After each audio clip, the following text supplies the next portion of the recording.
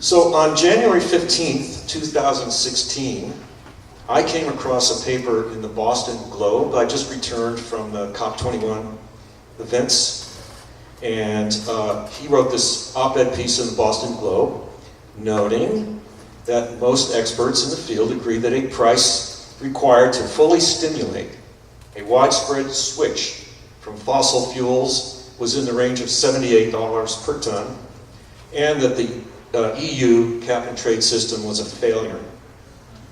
He advocated for a simple, revenue-neutral carbon tax which maximizes transparency, check, minimizes market manipulation, check, and regulatory complexity, and which provides investment certainty.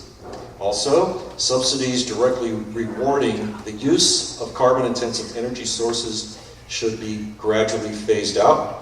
And as the carbon tax takes hold, subsidies for renewables can also be phased out. Lastly, he noted that the most important aspect of a rising carbon tax is that it will unleash scientific ingenuity, innovation, and market investment. Sound familiar? So after reading this, I approached him at the Commonwealth Club back in December during the HEU meetings. They had the Steven Schneider Award that was given to Naomi Oreskes, and Dr. Chu was on stage with her. And at one point he came out with the statement that the actual equivalent parts per million CO2 forcing right now is not 400, but 490. I broke into a cold sweat at that point. And afterwards, there was a reception, and I approached him after a gaggle of onlookers had their word, and asked him if he'd be interested in talking to CCL. And he responded very enthusiastically and very warmly, and said, absolutely, come on down. So we set up an appointment where Mark was going to fly up, and I would drive down to Stanford, and we pulled in George Shultz, and we were going to have a meeting. And I think it was a day or two before this meeting, I got a call from Liz, his assistant, who said, you don't need to come up here. In the interest of energy efficiency, let's have a phone call, and I've already decided to join your advisory panel. So,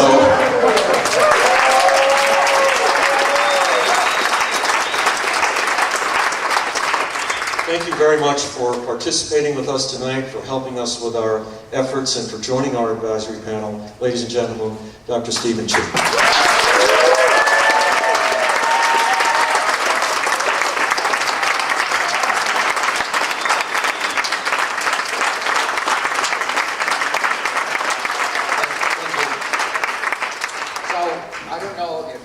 Knows how the room lighting is, if you can turn out the upstairs lights. Where's my laptop? That would be great. Thank you very much. I prepared some stuff, and but I do want to have mostly a dialogue. I was warned that you all know about what's happening in climate change. I shouldn't go into that. So, okay. So, first, I'm going to talk a little bit about what I see as wonderful. Thank you. It's really dark. So, what I want to talk a little bit about what I see as some of the objections. One of the objections is it's very part of human nature. If you get really bad news, you want to reject it, and it's what a former vice president called the inconvenient truth. Except it's getting increasingly inconvenient since he first started talking about it. And so that's one of the issues. Also, something you know full well about, that the full economic and societal costs of what might happen, what is happening, and what might happen in the future are borne by the entire population, whereas if you internalize those full societal costs into the price of what you're doing in energy or agriculture or anything else, then those industries, if they actually pay for the full price of it, they're very specific. And so if you're, let's say, an oil and gas company, and if you incorporate the full price of energy into the price of your product, they're a little afraid that it might drive down growth. Also, there are many hidden subsidies that the public doesn't want to abandon, and by hidden subsidies, I'll give you one example. We have in the United States something called a national flood insurance, and that means that the federal government backstops insurance companies. What it means in practice is that the insurance companies become middle people, and they write premiums, and when something happens, there's a massive downpour and rivers overrun or hurricanes or whatever, it's the federal government that pays the premiums. And so, now, that has ended up in a dilemma of tens of billions of dollars of federal government money that has become part of the national debt. In about 2010 or 11, there was a realization that after Katrina, after Tropical Storm Sandy, and a few others, that this is never ending. And people who feel responsibility of budget said, we have to get the flood insurance to pay for itself and premiums going forward. We'll concede the, I think it was $30 billion already in the debt. Just going forward, it has to break even. And it was decided to phase it in so you couldn't increase the flood insurance by more than 25%. The year it started to phase in, there was a howl that said, no, that we can't afford it. And so Congress that passed this bill retracted it. Okay? So whenever there's a new flood, a new hurricane, the taxpayers pay for it. Okay? And it becomes a national debt. And one thing I learned in my service 4 and 3rd years is, well, if it becomes part of the national debt, it remains part of the national debt. Okay, so that's what I call a hidden subsidy. The black hole of... Yeah. The other thing is the public is petrified of insurance companies enlarging flood zone based on actuarial data. Because what they see over the last 3 or 4 decades is the flood zones are increasing. The public pressure to keep the flood zones the same is humongous. Because if you're in a house that's not in a flood zone, all of a sudden you're in a flood zone, your water damage goes up maybe tenfold. It becomes a huge, thousands of dollars per year. So the public pressure to keep these, quote, hidden subsidies is very real. Okay, and I call them hidden subsidies because most of the American public doesn't realize that their taxpayer dollars are paid for people who want to live near beaches or near rivers and very scenic locations. And the people who stand the most to lose are very vocal about not losing that subsidy. So that's part of what we have to deal with. I'm going to mention one thing about climate, because you may not know all the full details. I'm sure 90% of you know that the glaciers in Greenland and Antarctica are melting. The big surprise among climate scientists over the last decade is that Antarctica was expected to gain in ice, warmer temperatures, more precipitation, but when snow falls in Antarctica, it increases the ice cap, and the blue regions are where ice has decreased over this 2002 to 2009 period, and the yellow regions are where it gained. But in the last period of this study, last 6 years, the yellow regions have stopped gaining, they've flattened, and beyond that, so everywhere it seems that Antarctica is losing ice. In the West Antarctica region, those of you who follow, size of Manhattan has broken off. Size of Rhode Island is anticipated to break off within the next year or two. But as a matter of historical record, not climate model predictions, in the last interglacial period, where was 129, 116,000 years ago, we know what the sea level was because we can radioactively date seashell creatures who lived at the border of land and ocean around the world. And so the sea level was 6 to 9 meters higher than it is today, with the UN target of only 1 degree warmer than today or 2 degrees warmer than the Industrial Revolution. Okay? Now, most people actually don't know that. This is not a climate model, this is history. We know the temperature, we know the sea level. But it was hoped that it would take several thousand years for it to increase by 6 to 9 meters. Oh, by the way, a tenth of the population of the world lives within 10 meters of sea level. So it doesn't affect a limited number of people. What we thought was going to take 1,000, 2,000, 3,000 years, we're no longer sure of. We know it's much faster, and the way things are accelerating in Greenland and Antarctica, this thing seems to be on a timer. Maybe you guys want me to really stop talking. It could be a couple hundred years. And so we really don't know. Right? And it's a world of difference if sea level is going up a couple meters or 5 meters in 200 years versus 2,000 years. Okay? Cities can probably slowly evolve in 2,000 years. In 200 years, that's kind of called evacuation stuff. Air pollution, another thing. This is Beijing and a bad air day.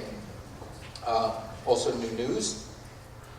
We're discovering particulate matter 2.5. It seems to be very, very deadly. It's very analogous to rolling back the clock in the 1950s when a very rare cancer, lung cancer, started to rise out of the noise and was becoming a major cancer in terms of the number of people it affected. And by the 1960s, it was clear to the medical community that it was a great danger to respiratory diseases like lung cancer, and in the 70s to other things like stroke and heart problems. Okay, so we're going through the same thing. It's kind of like the 50s in particulate matter. For example, for every 10 micrograms per cubic meter of PM2.5, you have a 40% increase in getting lung cancer, which, by the way, still remains a fatal disease if not caught in time, and most of the times it's not caught in time. The average Chinese air, average year-round, is 100 micrograms per cubic meter, and so the chance of getting lung cancer is actually 29 times greater than if you didn't live in this environment. That's worse than smoking a pack of cigarettes a day, except every guy smokes on day 0. Now, this is a 12 million person over 12-year study of old data, and so there are many, many new studies going on. This confirmed the earlier smaller studies, but the epidemiology over the next 5 or 10 years will, draw smaller bounds on these risk numbers. But it's turning out that small particulate matter, which is a mixture of coal particulate matter and vehicle particulate matter, particularly diesel, but it also comes out of cars. That's the smog. It's the same particle size as tobacco smoke. We know it actually has some of the same carcinogens. What makes it particularly dangerous is it goes deep into your lungs. It actually passes through your lungs into the bloodstream. And so we're a little bit further along than we were in 1950 because some of the mechanisms have been identified over the last 3 decades. Okay? So that's another cost to what we're doing. That dotted line is the UN goal to have a 2/3 chance of staying below the 6 to 9 meter higher level. Okay, that's the 2 degrees before the Industrial Revolution, and it's the cumulative emissions. And then if you ask, what's the probability we will stay below that line, we're now in equivalent CO2 of about 40 gigatons per year. We are at 490 roughly today. We're about 405 on carbon dioxide, but because of the methane and N2O and other things, we're roughly 490. So the probability of staying below that line, I give it a 1% chance, or less than 1% chance, something like that. Diminishingly small. So where we end up, I don't know. Pardon? Okay. Where we end up, I don't know where we will be, but we are not going to be at 450 parts per million because, oops, we passed it. Whether we stop at 550 or 600 or 650 or 700, I simply don't know. It depends on what we do as a country. Okay? And there's an old Chinese saying, if you don't change direction, you will end up where you're heading. Yogi Berra could have said it, but the father of Taoism said it first. Should also point out that 3/4 of the emissions since the beginning of the Industrial Revolution happened since 1950. And it's cumulative emissions because once you put carbon dioxide in the atmosphere, roughly 55% gets absorbed very quickly by land and ocean. But the rest stays up there for different time constants, but all the way for thousands of years and even tens of thousands of years. So the immediate stuff that gets absorbed is already taken account for. If we wouldn't have these biological and chemical feedbacks like acidification of the ocean, we would be much worse off. Also, we have another time delay, and that is the oceans are very cold. If you go a kilometer too deep and deeper, the oceans are about 4 degrees centigrade. That's the temperature of where salt water stays a liquid. When I spent a summer, half the summer, commuting back and forth between Houston and DC, helping BP stop that leak, the summer temperature was 86 degrees Fahrenheit, very balmy bathtub temperature. And where the oil was leaking out 1 mile deep, it remained 4 degrees centigrade, a couple degrees above freezing, all year round. It takes hundreds of years for the ocean to warm up. So that means we have a built-in delay.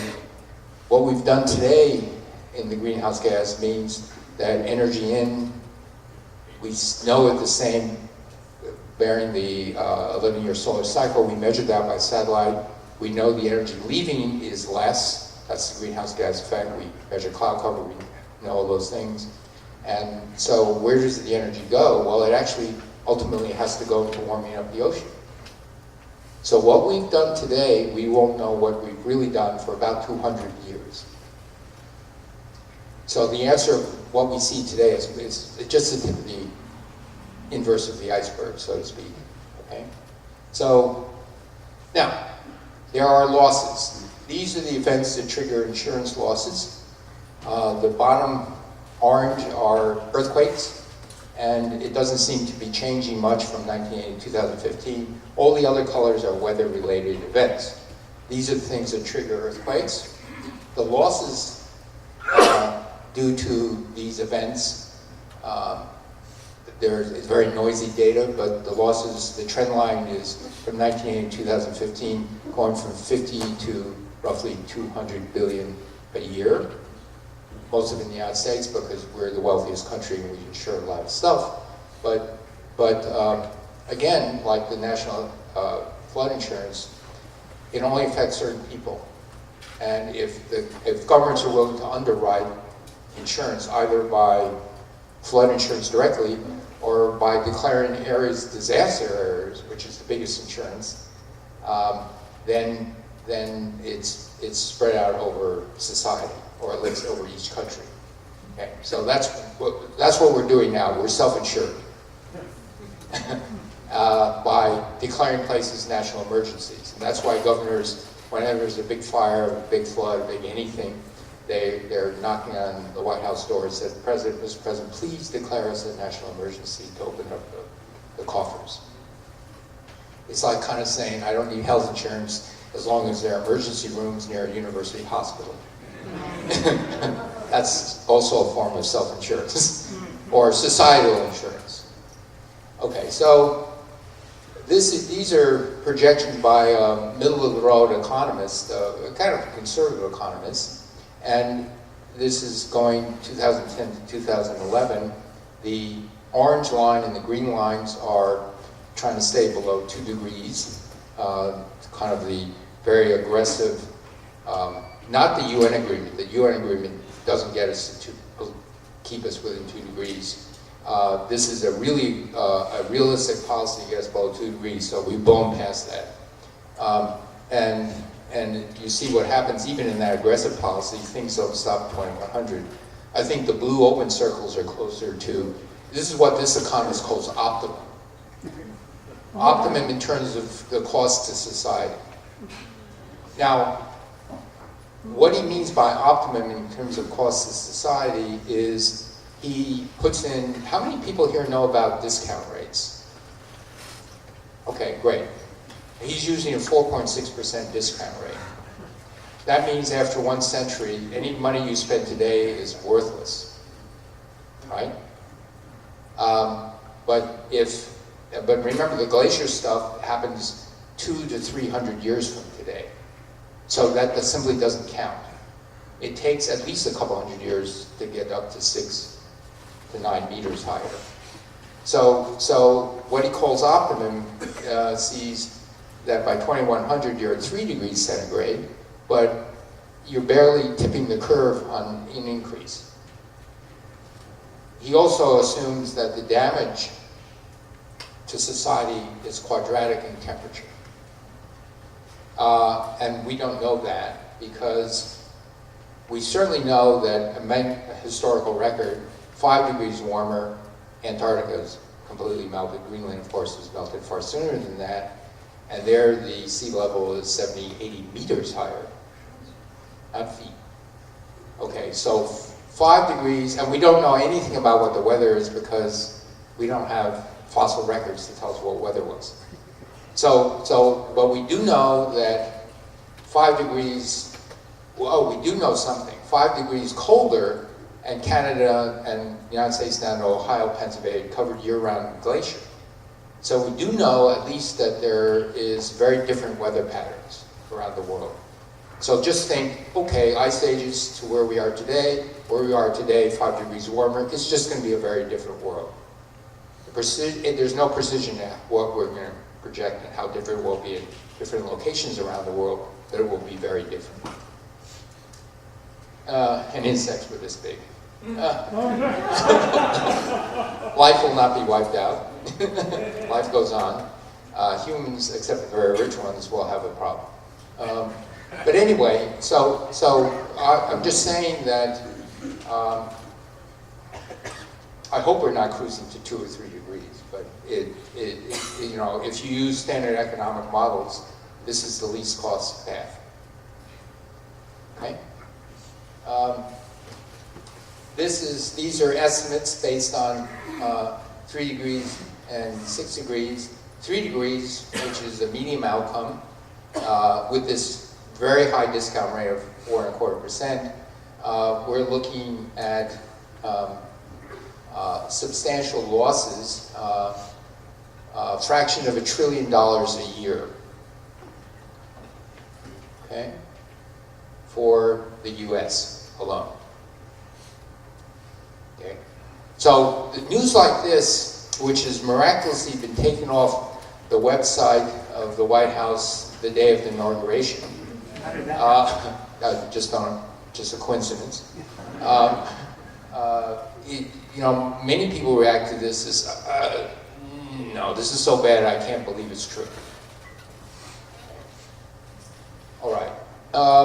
Okay, there's another obstacles. There are ways to go about it. You can regulate.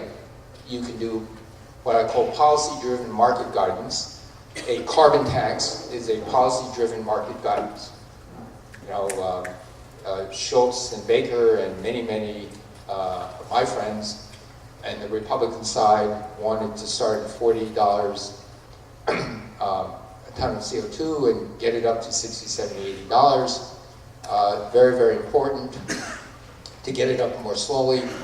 Why did they pick $40? It turns out that most of the major oil and gas companies have a ghost price of about $40 a ton on their books.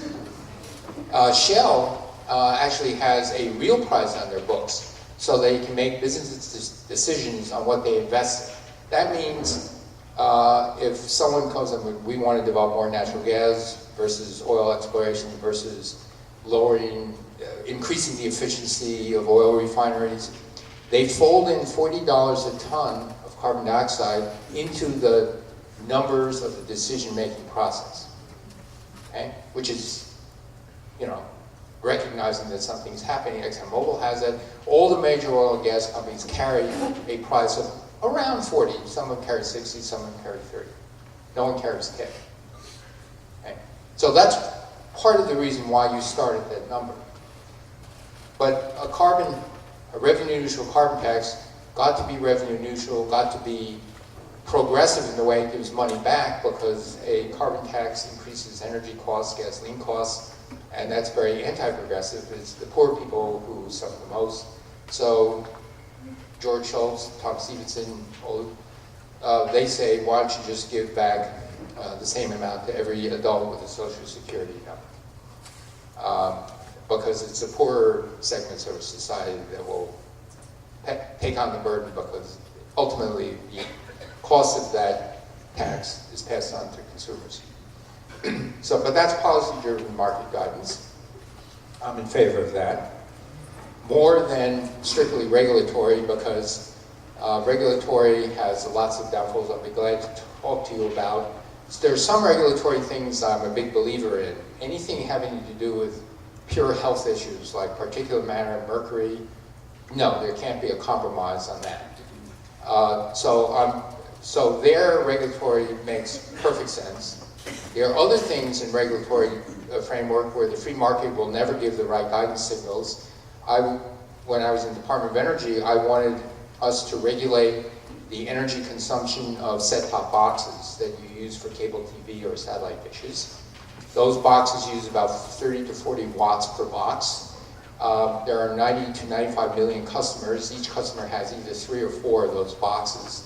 So it's like you have 1 to 2 extra refrigerators on 24/7. When you think you've turned it off, you haven't turned off anything except the display.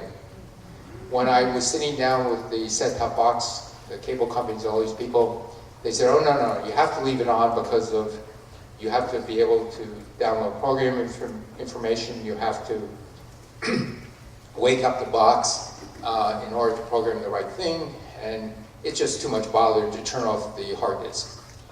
So they leave the hard disk spinning, they leave it on all the time, except maybe the display, but the newer ones don't even try to bother with that. And I would say, this is an actual conversation. I'm sitting in a conference room and saying, well, wait a minute. See, on my wrist, I have a watch. A tiny little battery lasts 3 years. And you can wake up at 3 a.m., download the programming information, put it on flash drive. It takes about 100 kilobytes, but let's pretend it takes a megabyte of flash drive. I don't know how much a megabyte costs. I know how much a gigabyte costs, but I don't know how much a megabyte. You don't price a megabyte. You price 100 megabytes. So memory is free, doesn't take any energy. The crystal oscillator doesn't take any energy. And so what energy do you need? Well, you need an infrared sensor, so in case someone's pointing something at you, you wake up in time. And I said, that appears to take 100 milliwatts, but I'll tell you what, I'll give you a watt. And they waited for me to leave office. And then 9 months later, they announced they made a settlement. Their DOE is not going to regulate them. And they went from 40 megawatts, and they're going to get a 20% decrease in energy consumption on standby over the next 4 years.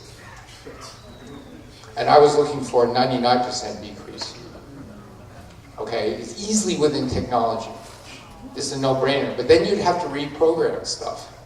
And as long as they don't pay for the energy costs, which turned out to be about $150 to $200 a year that you're paying, they don't care. So that's a regulation that will save people money, but they fight it tooth and nail because they might have to do something. Okay.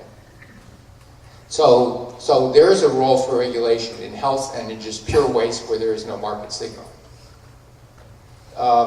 Then a lot of traction about the people who are currently controlling Congress in the White House. Let the free market figure it out. Okay, so I have a question for you. How many free market economists does it take to change the light bulb? The answer is none. If the light bulb needed changing, the free market would have taken care of it. Well, and so my answer is, oh, you mean like international fishing? The free market means you fish it out. Okay? Yes, right. It's the tragedy of the commons, and the biggest tragedy of the commons is climate change. Okay, so that's one of the issues one has to overcome. Now, how do you overcome that? I would start by making sure the American population knows what their taxpayer money is being paid for on a wide berth of things, like anything from crop insurance to flood insurance to all these things. You people pay for it, okay? We all pay for it. Here's something else about regulation, and that is nobody likes to be told what to do. And I'm going to show you this graph primarily to show you that of all the greenhouse gases that are affecting the greenhouse gas effect, the orange down below is carbon dioxide due to fossil fuel and industrial processes like refining, cement making, steel making. That's about 65% in 2010. Then you have this other thing, CO2 FOLU. So this is forestry, land management, agriculture. Then you have this light blue, which is N2O. Where does that come from? It comes from over-fertilizing. And when you over-fertilize, instead of the plants absorbing the nitrogen, it just runs off. But since fertilizer is so cheap, farmers put on extra fertilizer just to be sure, and that's what happens. It just runs off, and so the plant's using the nitrogen for growing food, it runs off. Then the other things, methane also. Methane, most of the methane the United States emits is agriculture, principally animals, for cows, front and back end. But now also crop residues, you don't burn it anymore, you bury it because of air pollution standards. And when you bury it, the microbes, by and large, turn into a mixture of methane and carbon dioxide. So roughly a third of the greenhouse gases come from the agricultural sector, equal to electricity generation. However, no one breathes a word of trying to tell farmers what to do, because that cuts to the heart of the American independence. Okay, now, what can farmers do? It turns out that adopting low tillage practices it's like energy efficiency. It's a really cheap, easy way to decrease greenhouse gas emissions. Not over-fertilizing is the next bestest cheap, easy way. And there's a number of things. But then you're going to regulate American farmers, and that really cuts against the grain of not only the Archer-Daniel Midlands and Cargills of the world, it actually cuts against the grain of lots of independent home families. Right? So that is another problem that one has to recognize. And how do you coach the farming community to say, like energy efficiency, it's in your best interest, in your own best pocketbook, to adopt some of these practices. Meanwhile, there has to be research done in order to turn annual crops into perennial crops. Perennial crop is like sugar cane. You plant it once and then it's there for 10, 15 years. As the growing season ends, all the nutrients go back into the roots. Because it's perennial, the plant can set up symbiotic relationships with the microbes, and so sugarcane fixes much of its own nitrogen. So that huge component of fertilizer and energy, nitrogen fertilizer, comes from typically natural gas or oil products, is reduced or eliminated. So perennial crops are really great, and all of the other nutrients go back, and the plant wants to be here for another year, in fact another 10 or 20 years. So research on how to get corn and wheat and rice and everything into a perennial would be huge. The USDA doesn't fund much groundbreaking research. Most of the agricultural research is funded by Cargill, Monsanto, Archer-Daniel Midlands, and so on. Okay, so the federal government should step up to the plate and realize that funding fundamental agricultural plant research is a big deal, and it can keep the other types of funding more balanced. Right? All right. Another obstacle. There's going to be winners and losers. The coal industry certainly sees itself as a loser, both for the acid rain pollutants, the particulate matter, the mercury, and so it's fighting for its life. Oil and gas is a little bit different. It's a little more nuanced because oil and gas realizes that as we discover how dangerous coal is the way we use it today, gas becomes a reasonable substitute. It does decrease carbon emissions. It gets rid of mercury, particulate matter. You still have NOx. You don't have SOx. And so if seen as a transition fuel, certainly gas is better than coal, unless you capture all the SOx, NOx, mercury, particulate matter from coal. All the coal plants built before 1991 are grandfathered in the US. They don't have any scrubbers on them. That was part of the Clean Air Act. It was argued by the utility companies at the time, this is Bush 1, that certainly by the year 2000, these things built in the 1970s, 60s, or early 80s would be closed down because they're just too old. And what they didn't realize is the incentive to keep your jalopy going 20 or 30 years past its prime, and you don't have to pass a smog test, was overwhelming. Fully depreciated, so it's just the price of coal and the price of maintenance. And so these jalopies are having band-aids put on them right, left, and center. The Obama administration was trying to use mercury and particulate matter to shut them down, couldn't use SOx and NOx, and that is being fought. A very hard fight now. So you can drive a 40-year-old car without a yearly smog test. So that's part of what is going on, just in case you're wondering why there's so much against mercury and particulate matter regulation. But the oil companies do know that the climate is changing, and it is due in large part, if not all, due to humans. There are just too many engineers in oil companies. It's kind of like China has the same problem. There are too many engineers and scientists in high government to not ignore some facts. So they're trying to struggle with what we call defense. Defense could be many things. It could be just slow up any climate regulation. But it also could be defense in the sense that maybe we should invest more in gas because gas could be an interim fuel instead of coal. Versus what I would call offense, which is investing in new R&D that could really help decarbonize things. Other defense is to invest in cleaning up the emissions from oil refineries, so you don't go from high emissions to zero, but you stepwise increase efficiency and carbon emissions. So the oil companies are trying to figure this out for varying degrees of enthusiasm.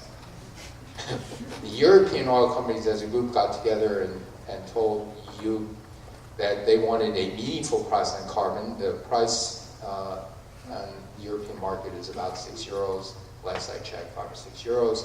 5 or 6 euros means that it doesn't even enter in any decision-making process. It's like a minor fine.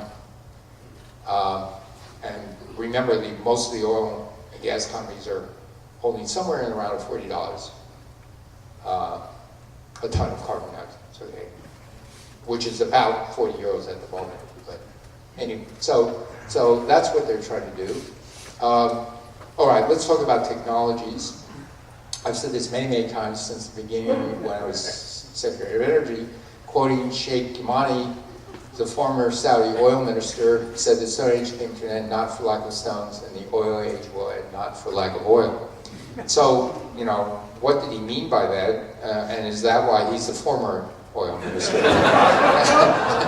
And I think what he meant by it is you transition to better solutions.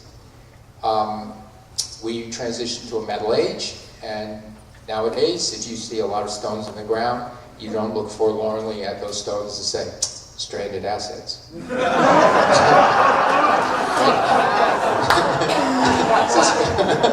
Not every stone has to be turned into an arrowhead or a plow or something.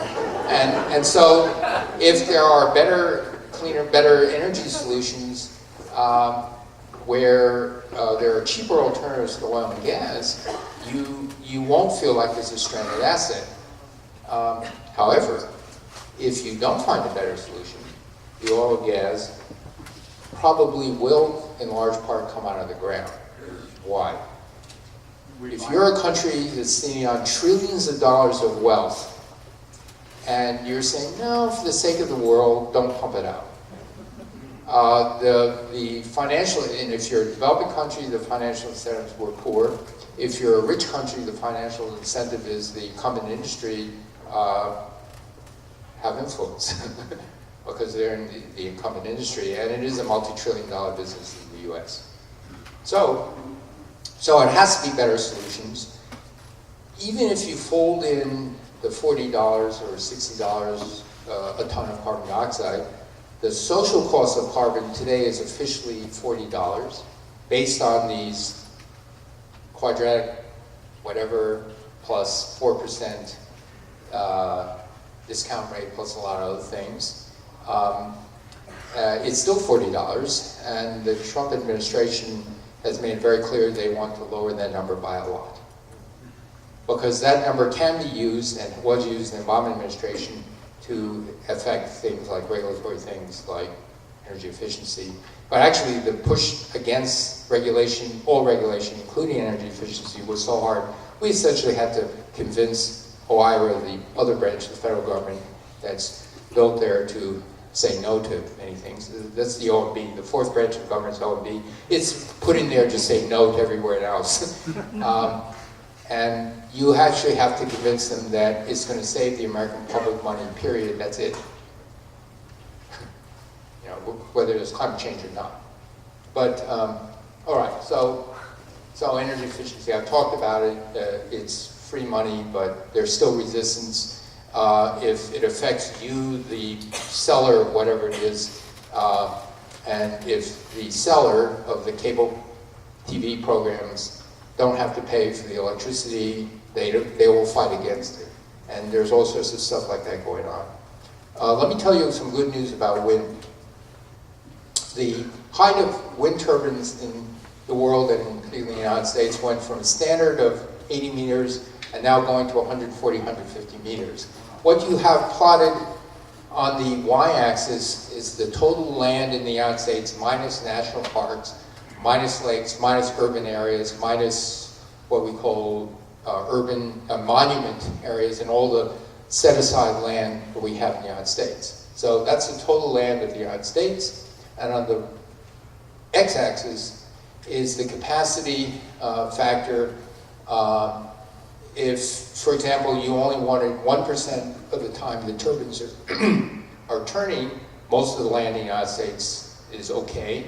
But if you ask, if I want to put up a turbine where it turns 50% of the time, the amount of land in the United States at a turbine height of 80 meters is 0.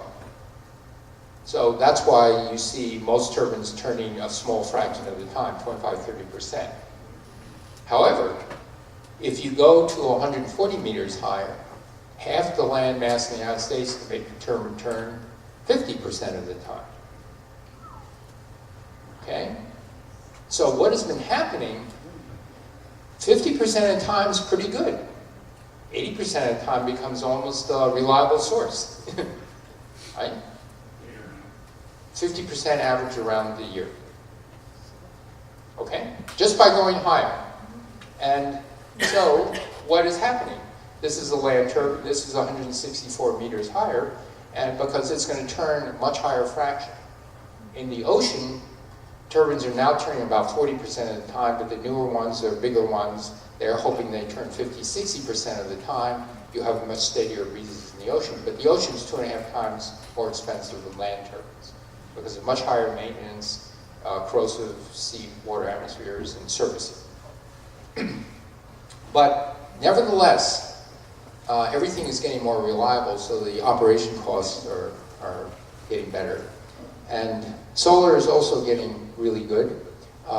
These are what are called power purchase agreements in Dubai, Saudi Arabia, Peru, several bids in Dubai. And what countries, Mexico, what they say is, you as the developer, we'll sign a contract for you typically 20 years, to buy electricity at a certain rate. You're going to have to pay for land use, you build it, your profit has to come out of that. What do you bid in order to be able to get a contract from us the utility companies backstop most of the time by the government, just in case the utility company goes bankrupt. In Mexico, for example, that's important because the utility company in Mexico is kind of marginal. And the country has a little bit better credit than the utility company. So there's a little bit of insurance, that's the subsidy in these power purchase agreements, but there's no other direct subsidy. And the bids are now coming in at 3 and 4 cents a kilowatt hour for wholesale electricity. What is the wholesale electricity price in the United States today? If you build a new gas turbine, well, you don't know because the gas turbine will be there 50 years and you don't know what the price of gas will be for 50 years average.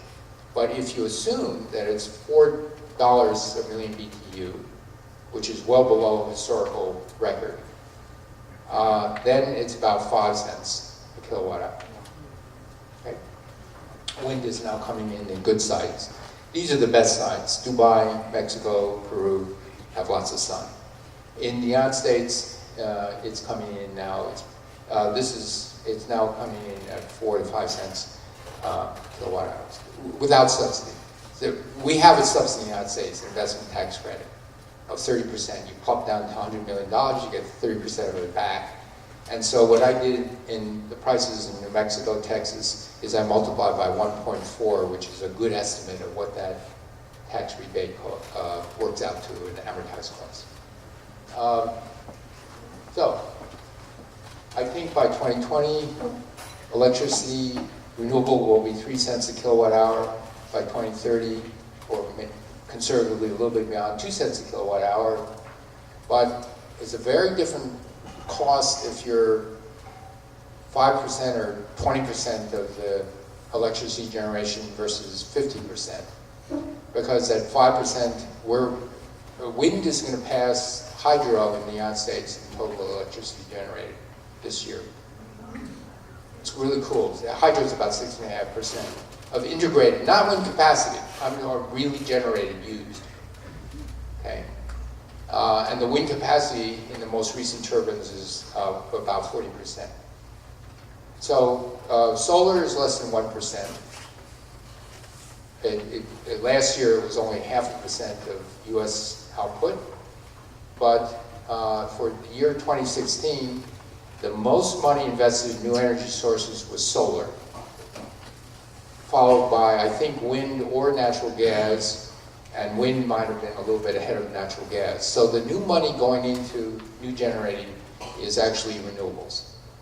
Not surprisingly, there's no new money invested in coal because they have to pass SOx, NOx, and they see mercury in particulate matter as likely probability, so you'd be nuts to invest in coal. It's the 4th cheapest.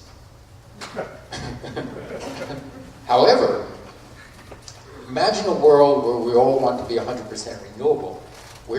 You're nowhere near that yet because there are times when the solar and wind output goes to 0 for weeks. And there are other times, because of seasonal changes, particularly in Europe, there are huge changes. And so in the near term, you would need 50%, maybe further down the line, maybe 30 or 40% to be dispatchable, means you can turn on the source of energy, you can turn it off. This is the only reason why I'm in favor of nuclear, by the way, is because if you pick your number, whether it's 25 or 30 or 40%, there will be times when you need to turn on a source of energy, keep factories going, keep the lights on. And it's either going to be fossil with carbon capture and then sequestration. And so you have to ask which is more dangerous or which is more uncertain, and which is less costly, carbon capture with sequestration and potential seismic problems, or nuclear. And so that's, or you just say, the heck with it, 50% is fossil fuel, and we release the carbon, and what happens 100 years and 50 years and 200 years from now is not my problem. So it's not a good choice in any case. So, but you have to frame it as choices, Not, I don't want that, no, I don't want that, I don't want that. Well, what do you want? I want it all. Okay, so that's part of the problem. So the distribution system, the energy storage. In the United States, I think we can easily get to 50% in 20, 30 years, let's say. But the last 25 to 30% appears to me to be very difficult until we have seasonal storage, or at least 2 months storage. Okay? And the only seasonal storage we have is called hydroelectric dams, but there are many, many people against new hydro. Hydro gives you seasonal storage. Transmission gets rid of a lot of the storage problems, because if you transmit over different weather fronts, and the United States we're blessed because from northern Canada to Mexico, there are actually different wind fronts, so you can be blowing a lot in one region, not blowing a lot less in another region. And we have great wind in the Midwest, where wind with the production tax credit, if you back out the subsidy, wind is 2 to 3 cents a kilowatt hour with the production tax credit, much cheaper than natural gas. Without it, it's about comparable to the natural gas today. So, and it too will continue to go down because they're going to be turning more, a fraction of the time, more reliably. So these black lines are very high efficiency transmission lines in the northern part of China where wind is good, and in the southern part of China, those are hydro. And so China leads the world in the highest efficiency transmission lines. The one in the upper north, I don't know whose that is, but in the upper northwest is huge wind, and they're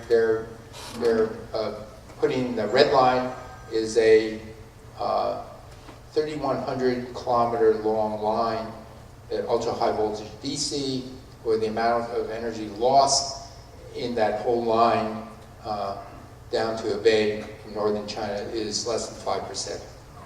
So when you're losing less than 5% of the power, you don't really need superconducting. Okay?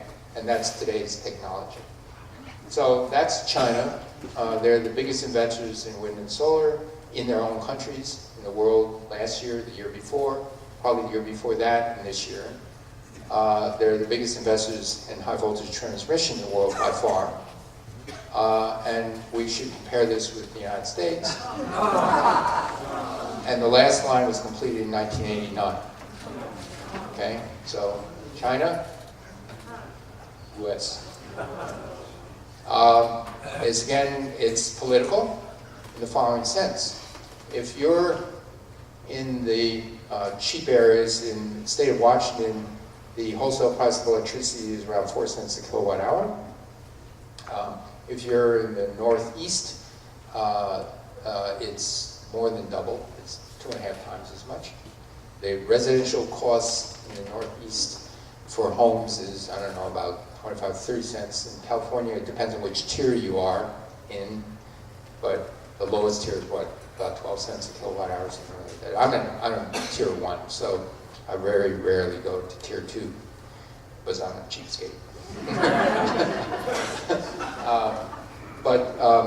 But if you're in a region in the United States where there's low-cost electricity, you don't want it to be transmitted to a place in the United States which is higher cost, because it might raise your energy bill a little bit.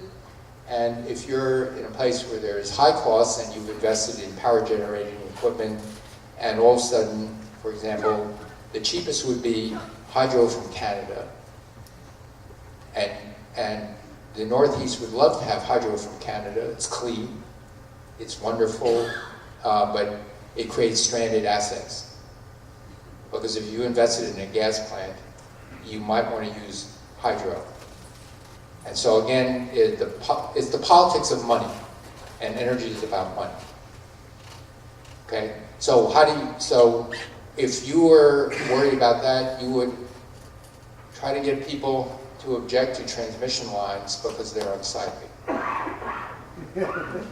Oppositional politics works very well. It worked great in nuclear, it works great in transmission lines, it works great in other things. And China doesn't suffer as much from right-of-way issues.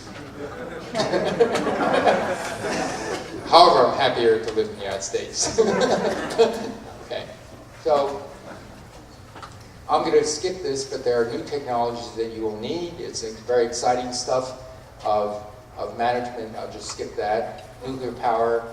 Not everyone believes in nuclear power, but just say it's carbon-free energy. We don't need nuclear power today. We need it for the last 20 or 30% of electricity, is where I see it. We can do without nuclear today. We can do without nuclear 50% renewables. We don't need it. It's what are you going to do in the last quartile is my concern. Okay? Energy storage. This is my favorite version of energy storage. When the wind blows, you pump water. When you need the water, you open the valve. What a wonderful battery. There it is. We somehow forgot that when electricity became really cheap and you could just turn a switch on. And so, let me tell you about Stanford's new power plant.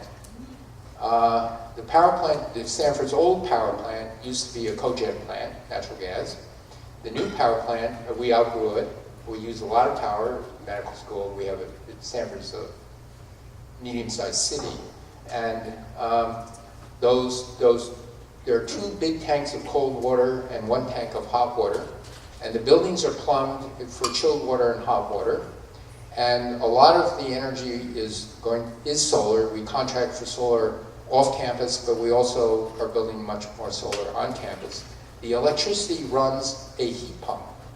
A heat pump is something that can be a refrigerator that can take energy from hot to cold and reverse it. So it can be an air conditioner or it can be a heater. And you buy nighttime electricity really cheaply, and you chill big tanks of water for next day's air conditioning, or you buy nighttime electricity and you heat up the hot water tank to keep the buildings warm. And this is cheaper than natural gas on the full life cycle cost. So that's a battery. Okay? Big tanks of water are big batteries. The little tank of water you saw was a little battery. Here's our conventional batteries. These are batteries starting in 2005, 2006, where EVs were just coming on the market and they cost a lot per kilowatt hour. The data points in 2014 and following that trend line 2015 have come down to roughly from roughly $1,500 to the cheapest ones are about $300 now. The cheapest batteries are the type of batteries that Tesla uses, called 18650, 18 millimeters in diameter, 650 millimeters long, lots of them. Tesla claims that by the time they turn on the Gigafactory, that would be the manufacturing cost of their batteries. Those triangles were an optimistic projection of what battery costs would be, but the battery costs are coming down faster than anticipated. The solar costs are coming down much faster than anticipated. When I was Secretary of Energy, we set up a thing called Sunshot. We rolled it out in 2011. That utility scale solar could be $1 a watt by 2020, 2022. The industry folks thought we must have been smoking something. $1 a watt means for a given amount of solar radiation, how much you have to spend on a module to produce. The last thing I wanted was to overpromise. It's so much nicer to underpromise and say, look, it's a lot cheaper than anyone imagined, including the solar industry, including the strongest advocates for clean energy, like me. And it's really good news. And I think the same will happen with batteries. But there is a problem with batteries. This is a colleague of mine, Eastway at Stanford, and I've started to collaborate with him on batteries. And we have half a dozen papers and a couple more patents coming out. And what we want to do is we want to make a battery based on silicon instead of graphite anode and sulfur. And mostly what we want to do is make the battery charge 10 or 20 times faster than today's charging. This is crucial. People don't talk about it, but it is absolutely crucial. Because if electric vehicles go mainstream, and that half the cars are electric vehicles, but you need, let's pick a number, an hour to charge, a half an hour to charge, versus 5 minutes to fill her up. That means you need that much more real estate to charge the cars. But guess what? Gasoline stations can't have that much real estate in urban areas or suburban areas. So it will be self-limiting. Even if you have infinitely patient people, it's just infinitely means you wait an hour or half an hour to charge. And so, now I'll put this in technical terms. As a physicist, you have to forgive me, but you want the battery to last longer than the human bladder. That means every 100, 150 miles, you want to take a rest stop. The older you get, maybe more frequently. and while you're discharging, your car's charging, and it's the same, you don't care. And 5 minutes means it's comparable to gasoline pumps. Right? Okay, so there's not a real estate problem. So the same place where you have a gasoline pump, you can put an electric thingy. Okay? And if you don't have that, if you have to need 10 times the real estate, it's going to self-limit. It's going to be limited to those, bleeding edge, in love with technology, in love with the environment type of people. But it won't go mainstream. So it's very important we get a battery that charges quickly.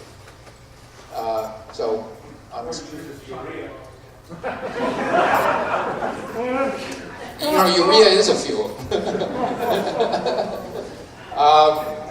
Okay, this is energy density per unit volume and energy density per unit weight. So the upper right-hand corner is all good. It means you have a lot of energy per liter or per kilogram. And guess where it is? It's diesel, gasoline, kerosene is jet fuel, and fat.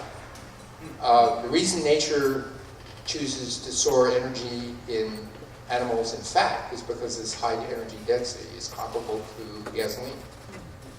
If you're a mobile platform, you don't want to store your carbohydrates.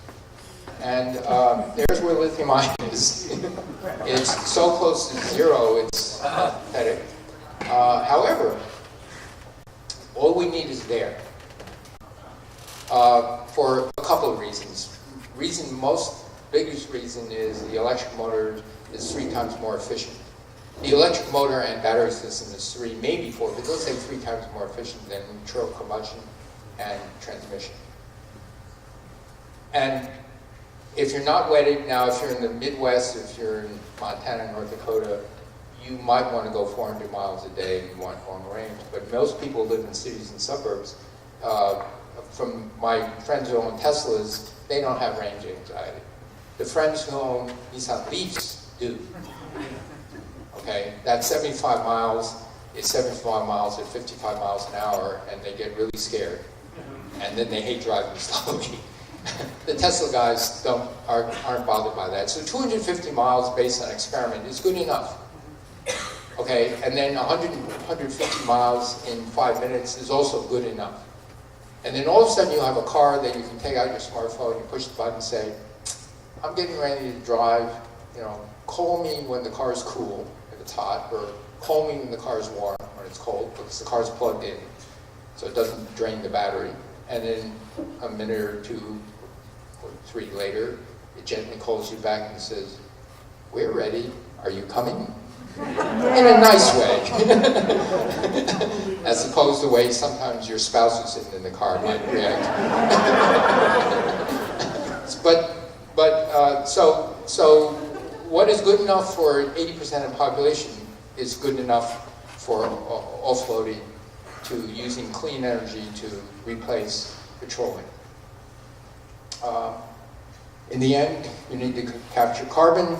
The reason you need to capture carbon is I think we will, in high probably go over 500, 550, 600 parts per million.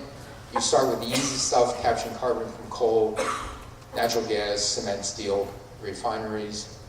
And in the end, you might want to go and capture carbon from the atmosphere because it will take a couple hundred years to get to 10 meters. So you may have 100 years to fix it, or maybe we can't. And then we migrate our cities. So that, I don't know.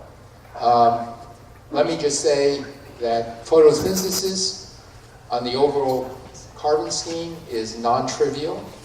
We're emitting, the global human emissions of carbon dioxide is 32 gigatons per year, 40 including all the other greenhouse gases.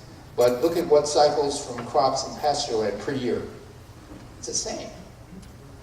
So if you can increase the mineralization, if you can take the plants, use the energy content for food and for plastics and for pharmaceuticals and ultimately for energy, and bury the rest of the carbon, you could be sequestering gigatons per year. But we don't have the technology to do that. We do have the technology to improve agriculture. And then ultimately, the challenge of this century is how do we split water into hydrogen and oxygen? How do we reduce CO2 to CO? And how do we turn it into hydrogen for storage in caves?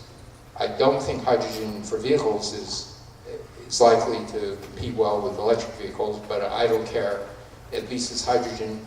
But we now get our hydrogen from natural gas reforming, so the carbon dioxide is not any better, it's slightly worse. But it's, roughly speaking, it's the same. You're not doing any carbon reduction if your source of hydrogen is natural gas.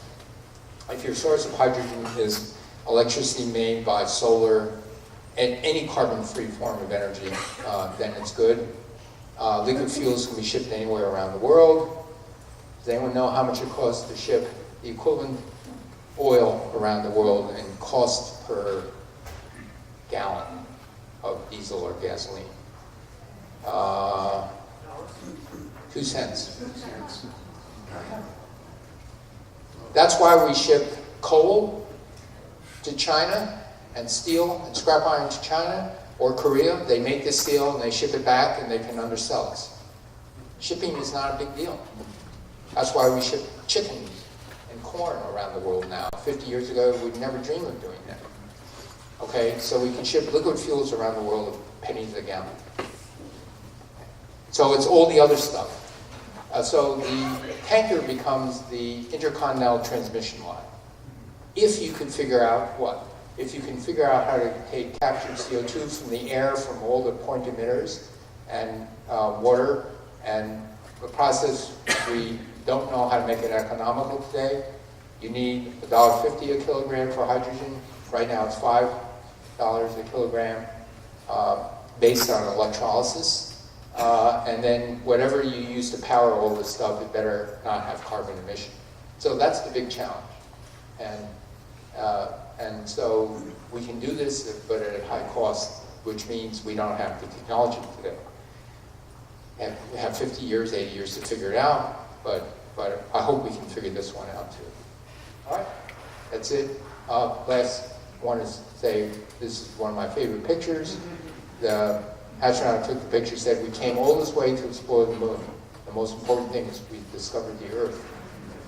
This is Apollo 8 and Christmas Eve, 1968. You look at that picture and it's not rocket science to realize the moon is not a good place to live. Rock science. Whatever, yes, rock science. And from that vantage point, the Earth looks pretty good. And guess what? There's nowhere else to go. All right, thank you.